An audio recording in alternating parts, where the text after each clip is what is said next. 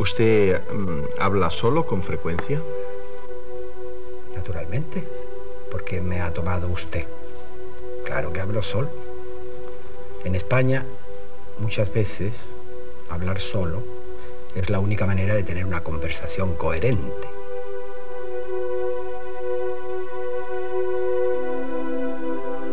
¿Soporta mejor a un hombre malvado que a un hombre vulgar? ¿Vulgar en el sentido peyorativo? Uh-huh. Sí, entonces soporto mejor al malvado porque me parece que el malvado descansa de cuando en cuando y el vulgar no descansa nunca.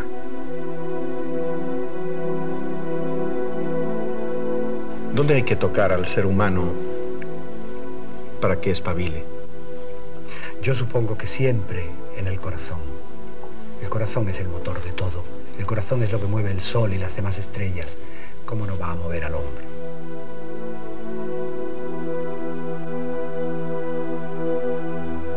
¿Qué podemos hacer para liberarnos de todos nuestros monstruos? Yo creo que debe haber dos procedimientos. Uno es convertirse en uno de ellos. Los monstruos tienen todos sus propias reglas. El otro es ser más fuerte. El otro es ser más tierno y conquistarlo. Pero hay una posibilidad y es que en ocasiones los monstruos son uno mismo. Entonces no hay más solución que aprender a convivir con nuestros monstruos.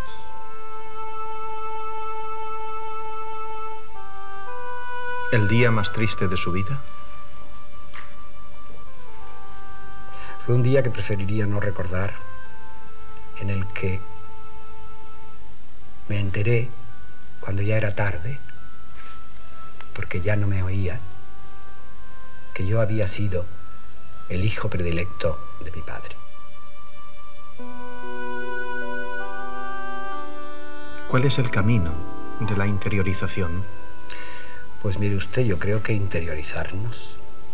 Es decir, no cerrar los ojos al mundo, sino abrirlos hacia adentro, mirar hacia adentro y con esa mirada de vaivén llevar entero el mundo hacia nosotros, asimilarlo y dejar que el mundo nos vaya asimilando.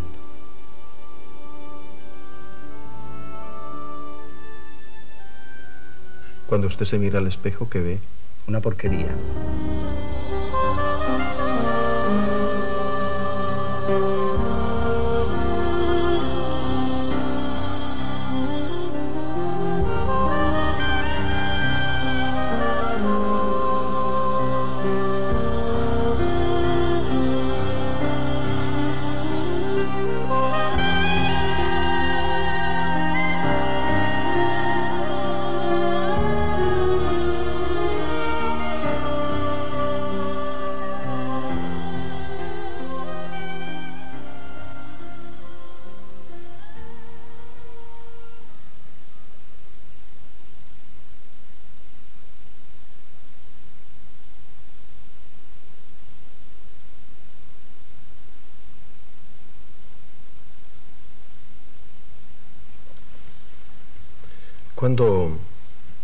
¿Cuándo descubrió usted el silencio? Yo creo que el silencio es un poco connatural conmigo. Yo creo que el silencio lo oye el niño entre un llanto y otro. Y quizá ese silencio lo hace llorar con más fuerza. Me da la impresión de que el niño no ama el silencio porque no se siente acompañado por él. ¿Para qué vale el silencio? Desde un punto de vista negativo, el silencio podría decirse que es la ausencia de sonidos. Y sin embargo, es positivo. Es el camino por el que llegan las voces que me parece que deben ser más escuchadas, las voces que nos dicen más verdades. Yo amo mucho el silencio. Los sabios son gente silenciosa. Los sabios son gente atareada, y la gente atareada suele ser silenciosa porque está concentrada en lo que hace. No está disturbada, no está desvanecida, no está prodigada. Yo no creo probablemente en el genio, creo en una especie de antojeras que se pone el ser humano en una concentración de fuegos que lo lleva decididamente al fin al que quiere llegar.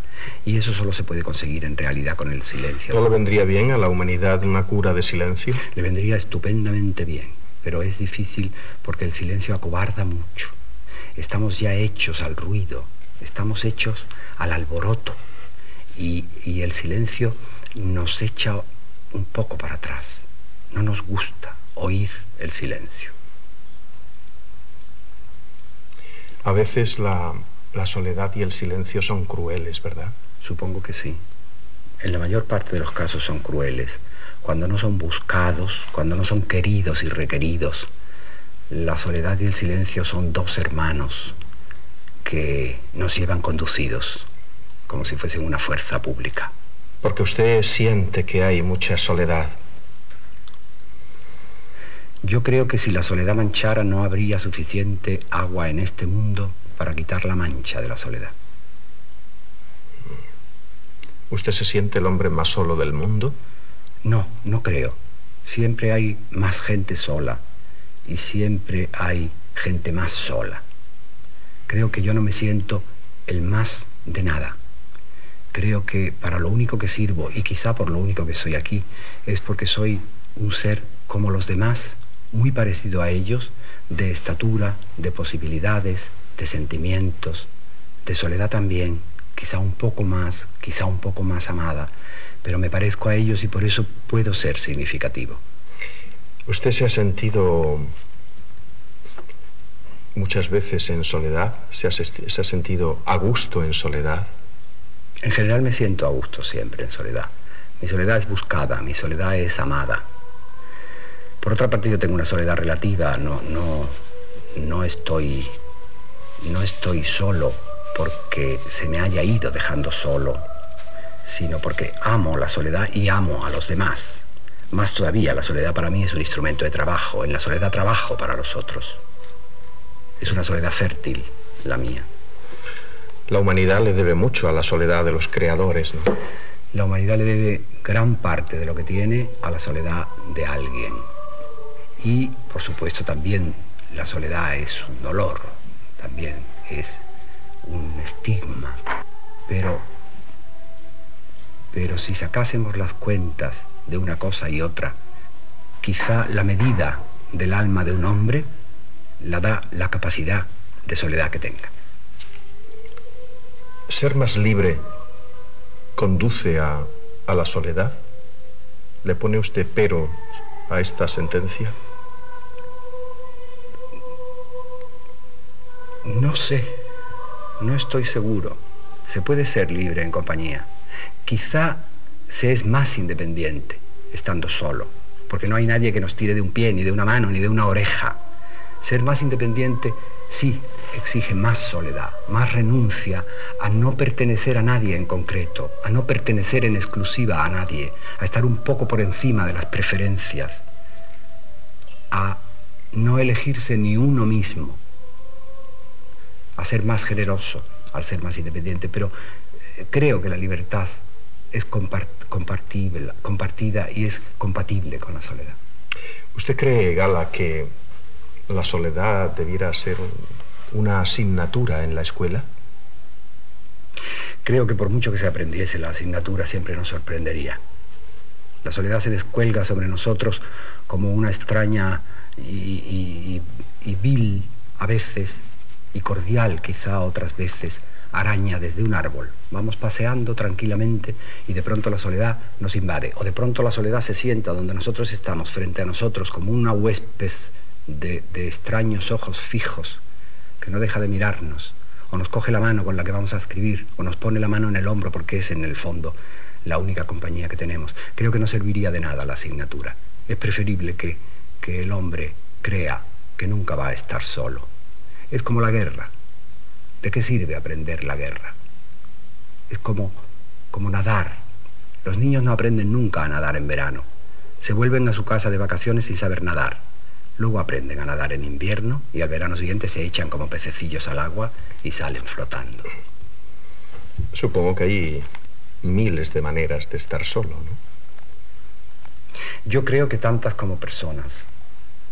Van desde la soledad del tonto, que por tonto se ha ido quedando poco a poco solo, y la soledad del malvado, que por malo es rehuido y temido por los demás, hasta la soledad del que verdaderamente quiere estar solo, hasta la soledad voluntariamente escogida, que es la que verdaderamente puede ser más fructífera. ¿Se imagina la soledad de Dios? Del Dios cristiano, del Dios católico no, porque no la tiene. El Dios católico es una trinidad. El amor del Padre por sí mismo engendra y es el Hijo, y el amor recíproco del Hijo y el Padre es el Espíritu Santo. Él tiene la enorme suerte de estar siempre en familia. Debió ser terrible la soledad de Jesucristo, ¿no? Hay un momento de la vida de Jesús que a mí me parece el ápice de la pasión. Es la oración del huerto, es el momento de Getsemaní. Ya han pasado los tabores, han pasado las glorificaciones, han pasado las compañías malas o buenas, y está allí solo. Está en la víspera de la pasión. En la pasión ya va a ser un objeto casi, traído, llevado, golpeado, escupido, humillado, pero en ese momento está siendo alguien agente, alguien que tiene que elegir, y que tiene que elegir lo que él sabe que es la muerte. El destino lo ha atrapado. Están allí los discípulos dormidos, él recurre a ellos, siempre duermen, siempre roncan. Los amigos siempre roncan en esos momentos terribles. Y él está previendo todo y a solas. A mí no me extraña que en ese momento sudara sangre. ¿Qué me dice de la soledad de los elegidos? La soledad de los elegidos es tremenda, porque cuando se tiene conciencia de esa elección, y no se sabe para lo que sea, la soledad con uñas y con dientes se abre paso para hacer una puerta por donde el cumplimiento de ese destino tenga que pasar. Y en ese momento no hay alrededor sino la torpeza y la incomprensión que no acompañan, es decir, el elegido no tiene auxilio, y por eso quizá haya sido señalado por ese dedo de humo que es el destino, y que no sabemos nunca exactamente qué es lo que pide de nosotros. Me pregunto si la soledad del poder está emparentada con la soledad del éxito. Sí, pero quizá es más grave. En el fondo la soledad del éxito es más continuada porque un éxito reclama otro éxito. La carrera del éxito es muy larga, es un reto largo, un reto sin testigos que pasar de uno en otro y sin relevos. Pero la soledad del poder es más grave porque es congénita con el poder. El poder, al aislar, nos deja solos. No hay ya ni asesores, ni partidarios, ni amigos. Todo el que se acerca al poderoso se acerca a él para buscar un beneficio o como una fuente de ingresos o para manipularlo. Es decir, se acerca a él como un arma, no como una persona. Y eso hace imposible toda compañía. El poder, y me refiero a cualquier poder, no solo al político. El político quizás sea la rama más desnuda de ese árbol del poder, pero hablo también del Papa o de un presidente de un banco o de un presidente de una república. El poder lleva consigo la necesidad de la soledad. ¿Qué me dice de la soledad del Papa? Debe ser muy curiosa, pero si yo fuese Papa en todos los sentidos, es decir, también con las creencias que debe tener un Papa, descansaría permanentemente en los brazos de Dios. ¿Y qué me dice de la soledad de un exministro? Esa es más llamativa. Esa sí está más identificada con lo que usted antes decía del silencio. Un exministro yo creo que debe estar convencido de que ha salido definitivamente de su ministerio porque su teléfono ya no vuelve a sonar. Ya no es utilizado como arma, ya no es utilizado como fuente de ingresos, ya no es utilizado como nada hasta que le den otra prebenda o un tentebonete en que vuelva a sentarse y pueda volver a sonar ya mucho más débilmente su teléfono. ¿Por qué se siente solo un triunfador? Se siente solo porque creo que el éxito y esa búsqueda del triunfo lo ha ido arrastrando demasiado lejos. Él considera todo su entorno como un medio que puede utilizar para su triunfo. Entonces él se hace generoso de cosas, pero no de su tiempo, pero no de él. Y se va trazando alrededor suyo una especie de muro que lo aísla. A mí me parece que el triunfador va siempre a la carrera y cae siempre en brazos de la soledad, porque los momentos que tiene vacíos son precisamente lo que subraya más su soledad. Pero cuesta creer, ¿no?, que un hombre deseado y admirado esté solo, ¿no? Ya, pero es que el deseo, si no es correspondido, no significa nada. El aplauso, cuando se transforma ya un poco en costumbre, no emociona. A mí me da la impresión de que ese muro de que hablaba antes solo se puede abrir por dentro. El de fuera solo puede llamar para que le abran. Por cierto, ¿qué es el aplauso? El aplauso es un ruido para mí. ¿Molesto? No, quizá no el más molesto de los ruidos, pero sí un ruido. El aplauso, cuando suena a su hora, quizás sea como la muerte, uno de los nombres de Dios, pero me parece que se puede vivir muy bien sin él, se puede vivir imaginándoselo. Siento que a usted la multitud no le acompaña, Gala. No, no creo, la multitud nunca, porque la multitud masifica, la multitud despersonaliza, ya no hay rostros. El público es siempre el monstruo de las 1000 cabezas y no se ve ninguna. De uno en uno siempre es mejor. Me ha hablado de la soledad del éxito, pero ¿qué me dice de la soledad del fracaso? Yo no sé, casi es menor. ¿Sí? Sí, porque hay una especie de compasión por el fracasado. En este país somos muy dados a condolernos, somos más aficionados a consolar que a aplaudir. Y al fracasado además siempre le queda la esperanza.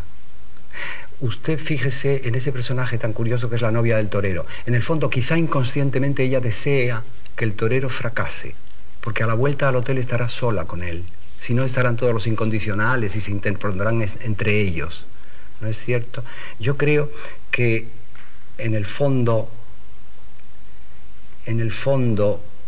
aunque sea con ese pequeño sentimiento de compasión que hace tan superior al que compadece, la soledad del fracasado es menor que la del éxito y se comprende mejor. ¿No será que usted no conoce la soledad del fracaso? Ha habido en mi vida 2 ocasiones en que he sido, por una parte, casi hundido y por otra casi asesinado. Mi nombre ha sido peligroso en 2 ocasiones y entonces se me retiró la compañía. Tuve que tirar el listín de teléfonos de mis conocidos a la basura porque no servía para nada. Me quedaron menos de los que se pueden contar con los dedos de una mano y los teléfonos de ellos me los sabía. ¿Puedo saber por qué? La primera ocasión fue por una moral gazmoña, provinciana y espantosa. La segunda fue por razones políticas. ¿Por qué, Gala, es tan difícil la bondad y tan fácil el desprecio? La bondad yo creo que no es difícil. Yo creo que la bondad es un sentimiento natural. Si los sentimientos brotasen como flores, supongo que la bondad sería una flor, brotaría como una flor. Los buenos sentimientos es lo natural. Pero estamos retorcidos, estamos desjerarquizados. Entonces, comparece, en vez de la bondad, que es atenta a los demás, comparece el desdén, que es un sentimiento adverso a los demás, que es un sentimiento empequeñecedor de los demás, sencillamente para encontrarnos nosotros un poco más superiores y un poco más tranquilos, para pensar que los demás, por ser menores, pueden hacernos menos daño. ¿Y la ciudad tiene la culpa de algo? La ciudad no tiene la culpa de nada. Siempre estamos intentando que las cosas tengan la culpa de algo. La libertad, amigo Quintero, no solo es elegir, es hacerse responsable de lo que se ha elegido. La ciudad es, como nosotros la hemos hecho. La ciudad puede ser inhabitable, pero es que nosotros somos muy malos habitantes. Si intentásemos entre todos transformar la ciudad, esa ciudad que pensamos diciendo calles para pasear, parques para sentarnos, bancos para cogernos las manos unos a otros, cielos espléndidos para iluminarnos y para brillar de noche, todo eso lo hicimos así. Se ha convertido en un amasijo de hierro, de ruidos, de incomodidades y de soledad. Sí, pero yo creo que la ciudad le hace daño al cuerpo. Sí, pues váyase usted al campo, Quintero, yo me he ido. ¿Y cómo se está? En mi campo, yo estoy divinamente. Pero solo. Porque dicen, los pueblos son iguales. En los pueblos lo que pasa es que se conocen más unos a otros, en que se dicen hoy por ti, mañana por mí, y eso es agradable, en que se va a los entierros con una cierta dosis de alegría, me parece. Se reúnen generalmente en funerales, en procesiones, se sonríen o no se sonríen, y existen rencillas y existen odios, pero los odios también acompañan. Porque el odio quiere decir que alguien te está tomando en cuenta, que alguien sabe quién eres, de quién eres hijo, y los odios son ancestrales. Los bisabuelos también se odiaban. Y esas ramas y esas dinastías significan una afirmación en la tierra. En ese sentido, los pueblos son mejores que las ciudades. Pero las ciudades verdaderamente no son ellas las culpables. No son ellas. ¿Encuentra soledad en el mar? Sí, es una soledad renacida. Sobre todo porque el ser humano no tiene nada que ver con el mar. El mar impertérrito está cumpliendo su oficio, malhumorado o tierno, pero completamente ajeno al hombre. No tiene nada que hacer el hombre junto al mar. Él se baña y se cree que el mar se da cuenta, pero está absolutamente equivocado.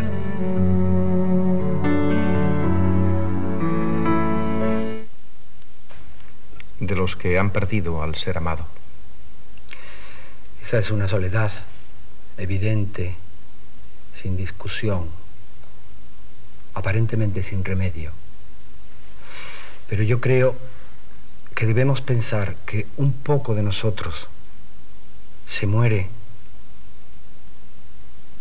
con los seres amados que se han muerto, pero que en cambio un poco de ellos se queda viviendo con nosotros. Nosotros somos los responsables de que esa vida siga latiendo.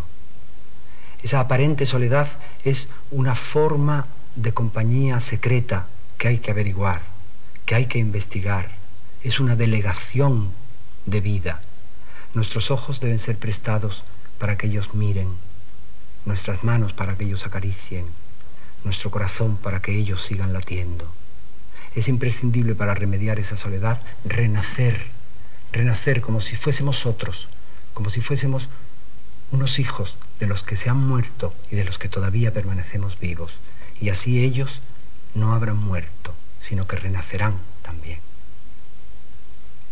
La más tremenda debe ser la soledad de un condenado a muerte, ¿no? Sí, yo creo que esa, si él es consciente, será la más parecida a la soledad del Cristo en el huerto de los olivos. A mí la soledad que más desgarro me produce es la soledad de dos personas que ya no tienen nada que decirse. Sí, pero se lo produce por una razón. Porque están esas dos personas viviendo en la casa que soñaron para vivir juntos, sobre la almohada común, entre recuerdos comunes, con hijos comunes, y sin embargo la púa esa de la soledad se ha injertado en el hermosísimo tronco del amor, y ese árbol ya va a dar los frutos más amargos que puede imaginarse. Yo estoy seguro que si alguien ha sentido la amargura de esos frutos y nos oye, me entenderá. Quien no, no. Somos islas, como se ha dicho, ¿no? Sí, sí, nos hemos hecho islas.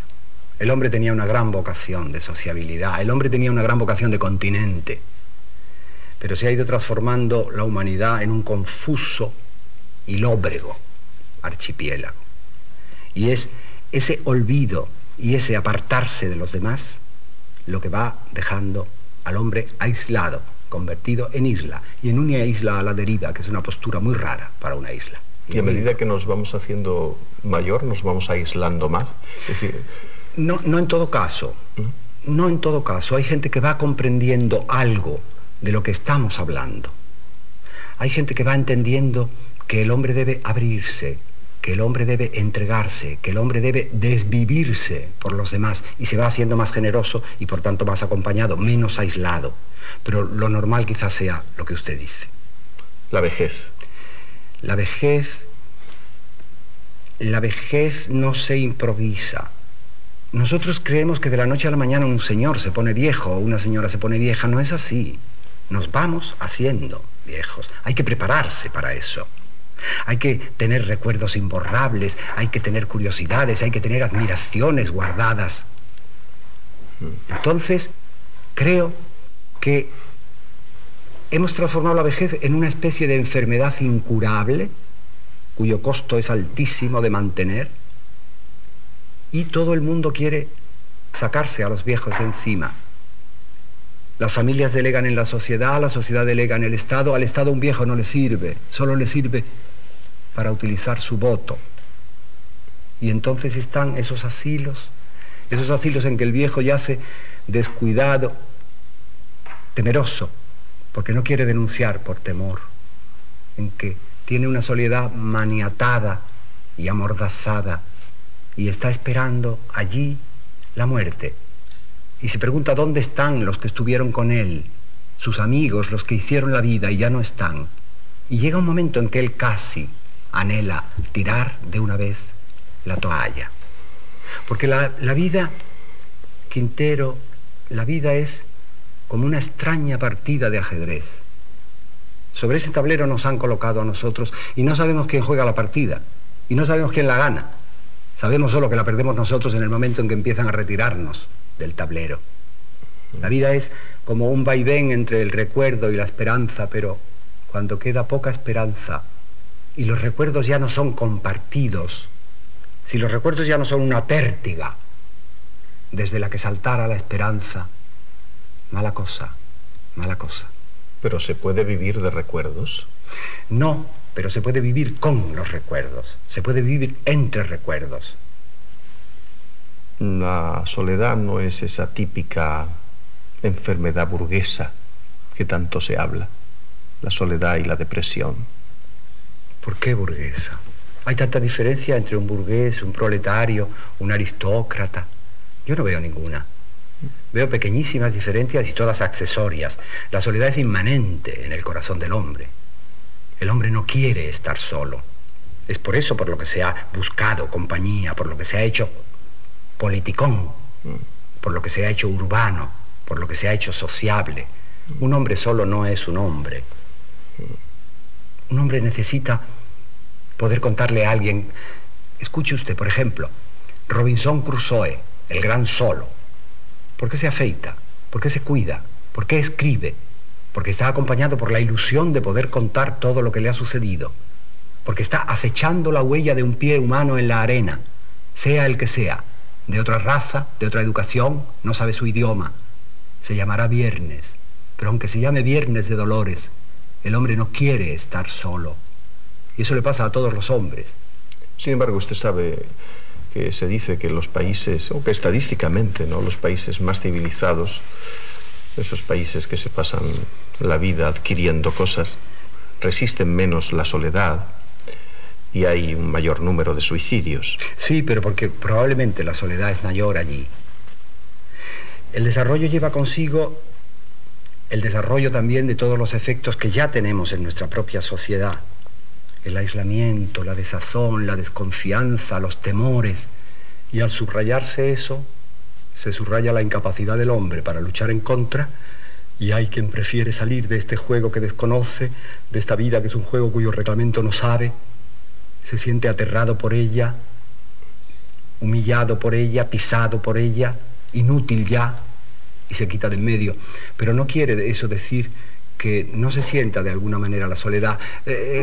La soledad la siente todo el mundo, la gente que aparentemente está más rodeada por seres queridos. Hay una soledad que yo he estudiado y que quiero profundamente, porque parece increíble, que es la soledad de las amas de casa, por ejemplo. ¿Cómo es posible que una ama de casa se sienta sola entre el fragor de la casa sin hacer, de la casa recién hecha, de la casa deshecha, de los niños, del marido que llega, de las exigencias de la cocina, de retirar el plato, continuamente haciendo igual, como una abejita laboriosa? ¿Cómo puede sentirse sola? Y se siente. No se lo quiere confesar ni a ella misma, pero hay ahí como un diagnóstico de una enfermedad que ella desconoce, que le quita las ganas, que le quita las fuerzas. Y cuando los hijos van creciendo y el marido va menguando, ella ya se lo confiesa de una manera clara. Está sencillamente sola. Y eso es terrible, porque oficialmente debía ser la mujer más acompañada. A mí no me extraña, ni sé cómo puede extrañarle a nadie, que un día esa buena, perfecta ama de casa se tire por una ventana o se vaya con el primero que le diga vente conmigo, para empezar otra vez un largo camino de desilusiones, pero para empezar algo, porque tiene la sensación de que ha perdido su vida en función de otras vidas, y ya ni el éxito del marido ni el éxito de los hijos la consuelan, porque ha perdido lo único que tenía. Hay muchas soledades que conducen al suicidio, ¿no? Bueno, llevadas hasta sus últimas consecuencias, cualquier soledad conduce al suicidio. La del dolor, por ejemplo. Fíjese usted la soledad del dolor. Porque hay un dolor moral que es más participable, que admite más la condolencia. Pero ese dolor físico, que es como un destierro, como un confinamiento, que te deja extramuros de todo. Ese dolor para el que no hay un termómetro, como para la fiebre. Tú no puedes contarle a nadie lo que te duele, se necesita que le duela a él. La gente que viene a visitar, quizá por cumplir una hermosa obra de misericordia, de visitar a los enfermos, se cansa de visitar a los enfermos crónicos. Y ese dolor va dejándonos desnudos, enfrentados solo con él y con la amenaza que representa. Y se trata de un sufrimiento un poco inútil, porque si el sufrimiento no es asimilado, de verdad no ennoblece, de verdad no dignifica. La vida solo empieza a hacer de oro lo que toca cuando esa soledad del doliente ya se ha hecho generosa y se ha transformado en algo superior. Todos los gestos humanos tienen como una soledad que los acompaña. Cada profesión, cada oficio, cada actitud humana está amenazada por una soledad. Si en este momento alguno de nuestros semejantes pensara en el suicidio, ¿qué le diría? ¿Le haría un canto a la vida? No. A un suicida le debe sentar como un tiro, en el estricto sentido y en el terrible sentido, un canto a la vida. No. Yo creo que alguien que ha tomado esa decisión debe sencillamente volver a pensarlo. No darle otra oportunidad a la vida que no lo necesita. Darse otra oportunidad a sí mismo. Me parece que todos los partidos tienen un segundo tiempo y es imprescindible jugar el partido entero. Lo que suceda al final ya es cosa de él y de la vida. Pero creo que en principio la partida, hasta que alguien le pegue una patada al tablero, debe continuar. ¿Usted cree que puede que existan personas que empezaron viéndonos que al escuchar lo que está escuchando, este mensaje de soledad... No es un mensaje de soledad, es todo lo contrario. Es un mensaje quizá para evitar la soledad. Exacto. Pero es un tema... Sí, es un tema un poco... que duele. Ácido, sí, doloroso. ¿Qué me decía usted? ¿Alguien de los que nos están escuchando que...? Sí, que se marche con la música a otra parte. Lo entendería muy bien, pero también entendería muy bien que gente que nos esté escuchando y que se encuentre sola, se encuentre un poquito menos sola después de oírnos hablar, porque comprenderá si resiste hasta el final, si su interés y su paciencia resisten hasta el final, que la soledad es un patrimonio común, que es un patrimonio compartido, que es uno de los oscuros patrimonios compartidos, que no todo es brillo y que de la soledad se puede sacar un partido tremendo, porque la soledad es también, como casi todo, una posibilidad. La elegida, no la impuesta. La impuesta también. Sí. La soledad impuesta puede ser amada. La soledad impuesta puede transformarse en un huésped no molesto, no que acabe por echarnos de casa, sino un huésped que nos acostumbre a hacer las labores y que nosotros pongamos un poquito a trabajar a esa soledad que ya se ha instalado al lado nuestro. Me parece que se puede hacer una soledad fructífera aun de la soledad impuesta. Esa es la habilidad de cada cual. Gala, ¿usted es tímido? Yo creo que un poco, pero he procurado luchar contra la timidez, porque me parece que la soledad del tímido sí puede ser más grave. El tímido siempre entiende que no gusta, porque no se gusta. ¿Su timidez es miedo a los otros? No, a mí el miedo no me gusta. No, el miedo lo sentí de pequeño, de muy pequeño, y se me quitó. Me parece que es una perturbación grave. No creo. Y sin embargo, el miedo es quizá lo que más soledad origina. El miedo a los otros. El miedo a la gente que nos encontramos en una acera, en un ascensor, delante de un semáforo. El miedo es grave. Quizá es ese impermeable, invisible que nos hace que los demás no nos penetren y tengamos un cierto recelo de los demás. Pero yo creo que hay soledades más iniciales. El hombre nace ya en la soledad. Nosotros hablamos, por ejemplo, de la infancia como de un paraíso. El paraíso de la infancia. ¿Quién volviera? Mentira. El paraíso no es la infancia. El paraíso es probablemente la madre. No se sale del paraíso cuando se crece, se sale del paraíso cuando se nace. El niño es el ser más débil, es como una flor y al mismo tiempo como una centolla, erizado, porque está todo acechándolo, todo es peligro para él, todo es necesidad. El niño depende de un Dios y de un todo que es su madre. Y la madre de pronto se aleja de él, se va con el padre, tiene otros hijos, lo manda a la escuela, le niega los caprichos.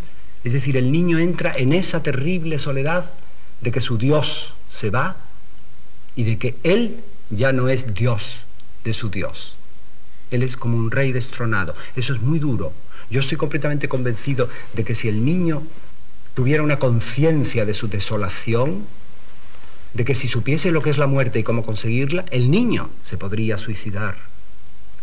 Menos mal que el hombre es un ser dotado divinamente para el consuelo y para el autoengaño. Pero yo de verdad no querría volver a la infancia. Ni si lo pensamos, nadie querría volver. ¿Y a la adolescencia? La adolescencia es una edad por la que casi nadie siente ternura. El adolescente es tan poco comprensivo.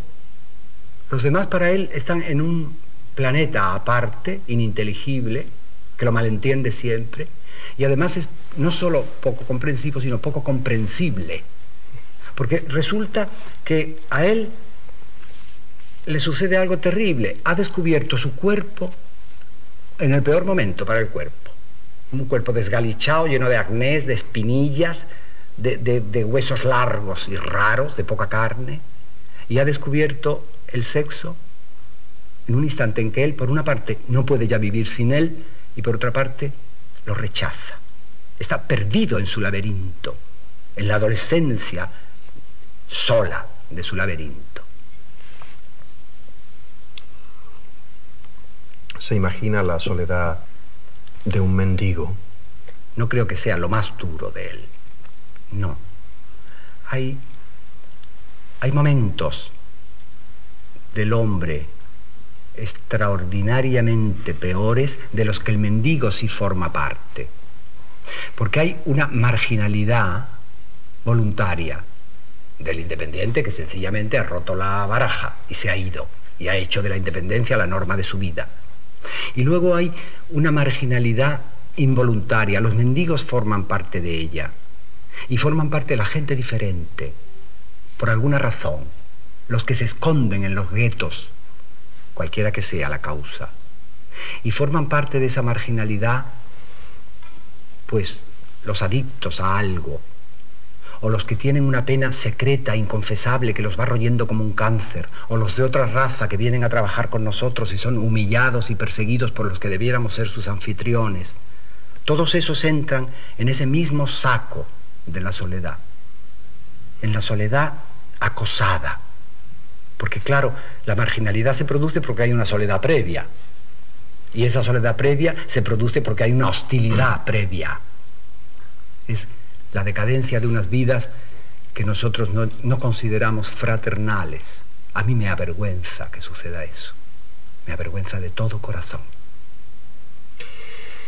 ¿Y no es para avergonzarnos también que el hombre se sienta solo con tanta gente en el mundo? Todos estamos siendo culpables de que esa soledad se produzca. Cada uno va a lo suyo. Y si cada uno va a lo suyo, está solo en lo suyo. No hay nada común, no hay nada por lo que se pueda ir del brazo con los otros, pasar una mano por encima de un hombro, cruzar una mirada. No existe ningún fin común, pues si no existe ningún fin común, la multitud será inútil. Estaremos solos de uno en uno. Y será nuestro castigo. Muy bien, pues en el pecado estamos teniendo la penitencia. Yo creo de verdad que el que quiera salirse de esa norma de vida, de esa estúpida norma de vida, puede salirse. Yo lo he hecho e invito a quien quiera que me siga. Pero usted cree de verdad, Gala, que hay alguien que quiera estar solo. Sí, lo que quiero creer es que todo el mundo querría estar acompañado, pero tampoco es eso cierto. Fíjese usted que nos vamos desde los sitios pequeños en que vivíamos, por ejemplo, ya que hablé antes de desarraigo, nos vamos a las grandes ciudades. ¿Y qué sucede en las grandes ciudades? Las que nos prometían la exaltación del amor, la fortuna, nos dejan luego en la estacada. Las grandes ciudades que nos dirían, nosotros serás más libre, nos encarcelan en unos minúsculos apartamentos. Nos sentimos absolutamente amenazados en ellas. ¿Pero por qué? Porque nosotros mismos nos hemos puesto una coraza de egoísmo, porque nosotros estamos hiriendo a los demás con nuestro escudo, es decir, hiriendo con nuestra defensa de ellos. Entonces no se va a producir la ruptura esa que tendría que hacer que nos machiembrásemos unos con otros, que nos incrustásemos los unos en los otros. Y entonces, naturalmente, se produce eso que usted dice, la pregunta que me acaba de hacer. Hay alguien que ama la soledad. Una soledad verdadera, no la soledad compungida del que no quería la soledad y le ha sido impuesta. Era el hombre un lobo solitario que por no estar solitario se agrupa y de repente desde esa agrupación empieza a sentirse mucho más solitario. Un lobo aullando a la luna y echando de menos aquella soledad primera que tenía, porque al fin y al cabo era menos ofensiva que la que tiene ahora. ¿Cómo no va a querer la gente estar sola? Habrá gente que quiera de verdad separarse de la manada de una vez. ¿Cuántos de los que nos escuchan esta noche estarán o se sentirán solos? En algún momento quizá todos. Hay horas más propicias para la soledad. Depende del trabajo, depende de la gente con quien se convive, pero hay horas crepusculares cuando el sol se va, cuando el día se apaga, cuando tendría que encenderse el fuego, cuando todos tendríamos que volver para la confidencia, para la naturalidad, para el sosiego, en que la soledad se hace más profunda. Yo querría que esos solos hoy se sintiesen un poco menos solos, con una carga un poco más llevadera por más compartida. ¿Qué le dice desde aquí al joven incomprendido que se siente diferente y que no encuentra camino para comunicarse con los demás? Ningún corazón humano es del todo comprendido. Y todos somos diferentes. Más o menos, ¿qué es lo normal, lo frecuente? Pero lo infrecuente es quizá más hermoso. Yo le diría que mirara bien a su alrededor, porque probablemente encontrará enseguida a alguien igualmente incomprendido y diferente con la misma diferencia. Me parece que saltará ese pájaro súbito de una mirada en otra, que confíe y espere. ¿Qué le dice desde aquí a esa muchacha solitaria, con una soledad insoportable? Sí, comprendo. La comprendo muy bien. Pero el tiempo y la esperanza tienen suaves los dedos para cerrar las llagas. Unas llagas que creemos que no se van a cerrar nunca, que va a crecer hierba sobre ellas. Yo le diría quizá que la parte más oscura de la noche es precisamente la que precede al amanecer, que confíe también y que tenga misericordia con ella misma. ¿Y al ama de casa que se siente todo el día sola? A esa le diría que confirme de verdad que es el ama de la casa, que es la gran reina, que si no se lo cree pruebe a ponerse enferma un par de días y verás cómo a su alrededor todo es desbarajuste y desconcierto. Que comprenda que su misión está cumpliéndose y que su vida probablemente sea ser generoso con las demás vidas. Me parece que el interés y la paciencia son justamente sus armas. Ella no debe creerse que está sola. Lo que sucede es que está un poco rodeada de amantes sordomudos. Ya la echarán de menos. ¿Y qué le dice a ese hombre y a esa mujer que vive en la soledad en compañía?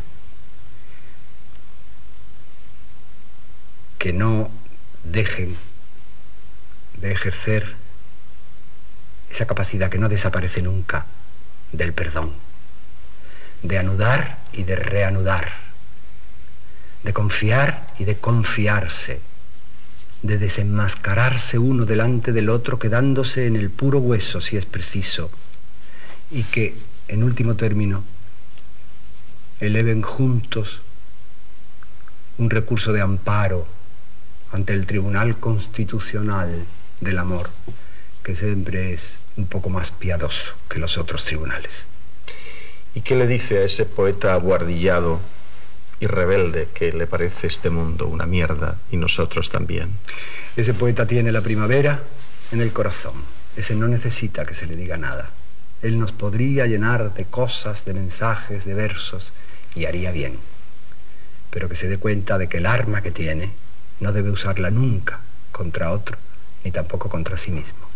¿Y qué le dice no al que busca la soledad, sino al que huye de la soledad? Que cuando se muda uno a caballo para huir de sí mismo, lleva toda la soledad, todas las virtudes, todas las cualidades y todos los defectos en el anca del caballo, que es inútil huir de la soledad porque la soledad va dentro de nosotros. Estamos inmersos en ella, la soledad es inmanente en el alma del hombre y es un germen interior. No se puede huir, que se baje del caballo y la afronte. ¿Qué mundo le gustaría dejarle a sus hijos?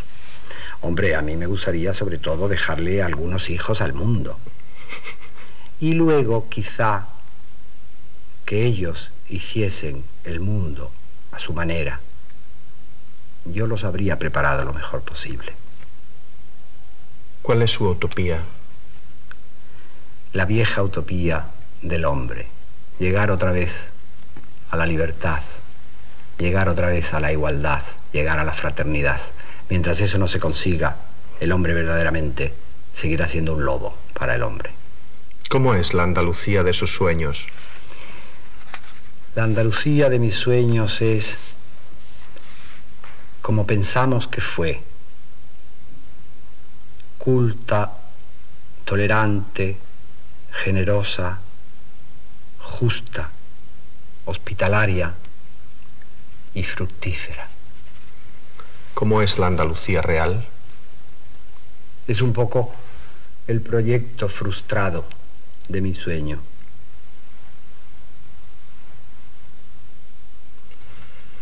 Otra vez el silencio. Está bien.